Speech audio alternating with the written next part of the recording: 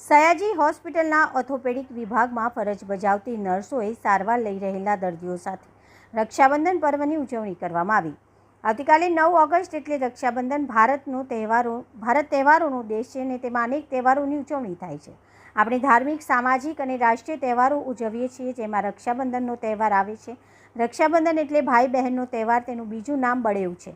રક્ષાબંધન શ્રાવણ મહિનાની પૂનમે આવે છે। તે દિવસે બહેન ભાઈને તિલક કરે છે અને રાખડી બાંધે છે અને મીઠાઈ ખવડાવે છે। ત્યારે વડોદરા શહેર સયાજી હોસ્પિટલના ઓર્થોપેડિક વિભાગમાં નર્સો દ્વારા હોસ્પિટલમાં સારવાર લઈ રહેલા દર્દીઓને રાખડી બાંધી રક્ષાબંધન પર્વ ઉજવણી કરવામાં આવી હતી। સયાજી હોસ્પિટલમાં ફરજ બજાવતી સિસ્ટરોએ પોતાના ભાઈને રાખડી બાંધવા ન જઈ શકતી હોય અને આજે હોસ્પિટલમાં સારવાર લઈ રહેલા દર્દીઓની બહેનો રાખડી બાંધવા માટે ન આવી શકતી હોય તેવા ભાઈઓ માટે ઓર્થોપેડિક વિભાગની સિસ્ટરોએ રાખડી બાંધી રક્ષાબંધન પર્વની ઉજવણી કરવામાં આવી હતી।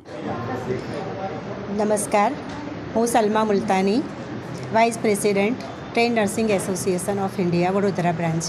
આજરોજ અમે અત્રે એસએસજી હોસ્પિટલમાં ઓર્થોપેડિક વોર્ડમાં રક્ષાબંધનની ઉજવણી અર્થે ભેગા થયા છીએ।